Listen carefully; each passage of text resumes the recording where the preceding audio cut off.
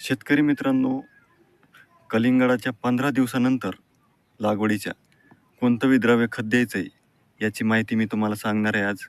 तर ही माहिती तुम्ही नक्की पहा आणि याचा वापर आपल्या प्लॉटमध्ये नक्की करा. याचा रिझल्ट तुम्हाला भेटेल. याचा योग्य काळ कोणता आहे विद्राव्य खताचा वापरायचा ते मी तुम्हाला सांगतोय. तर नक्कीच व्हिडिओ पूर्ण पहा आणि आपला चॅनलला सबस्क्राईब करा. शेतकरी मित्रांनो नमस्कार. तुम्हीही कलिंगड लावले आणि कलिंगड लावून 15 दिवस पूर्ण झालेत. तर यासाठी आता कोणतं विद्राव्य खत ड्रिपद्वारे दिलं पाहिजे ह्याची माहिती मी तुम्हाला आज सांगणार आहे. तर हे मी लावलेलं कलिंगड आहे आणि याला आज 15 दिवस पूर्ण झालेलं आहे आणि तुम्ही बघू शकता वाढ किती आहे आणि याला आता याची अवस्था फुटवा निघण्याची अवस्था आहे. तर या अवस्थेसाठी आपल्याला ताकद देण्यासाठी त्याला एक विद्राव्य खत द्यायचं आहे आपल्याला. तर त्यासाठी आपण 1261 हे विद्राव्य खत देणार आहोत. यामध्ये 12% नत्र, 61% फॉस्फरस असल्यामुळे फुटव्याचं प्रमाण भरपूर वाढतं.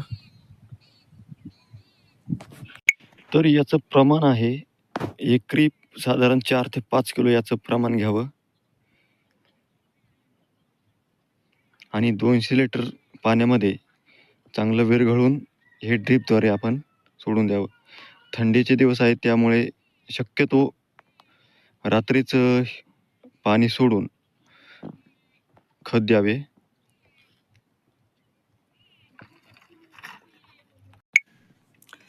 बारा 61 हे विद्राव्य खत घेताना कधीही खात्रीशीर कंपनीचंच खत घ्यावं किंवा ब्रँडेड कंपनीचं खत घ्यावं.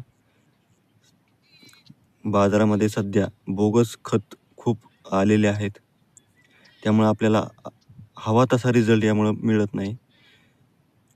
मी ICL या कंपनीचं खत वापरतो.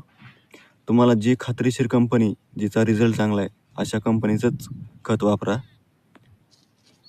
आणि त्याचबरोबर तुमच्या कलिंगडावर हे असे काही जर पानावर असे दिसून आले नागमोडे आकाराचे पान खाल्लेले दिसतंय, तर ही आहे नागाळी आणि ह्या नागाळीसाठी आपल्याला दमन कंपनीचं बायो 47R हे औषध आपल्याला 15 लिटरसाठी 30 ml या प्रमाणात घेऊन याची फवारणी करायची आहे.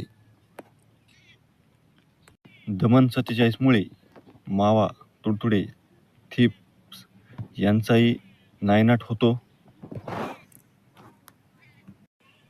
तुमच्या या अवस्थेत कलिंगड जर असेल तर ही फवारणी आणि हे विद्राव्य खत नक्कीच याचा वापर करा. याच्या पुढचं जे विद्राव्य खताचं नियोजन आहे ते मी पुढच्या व्हिडिओमध्ये सांगेन. धन्यवाद.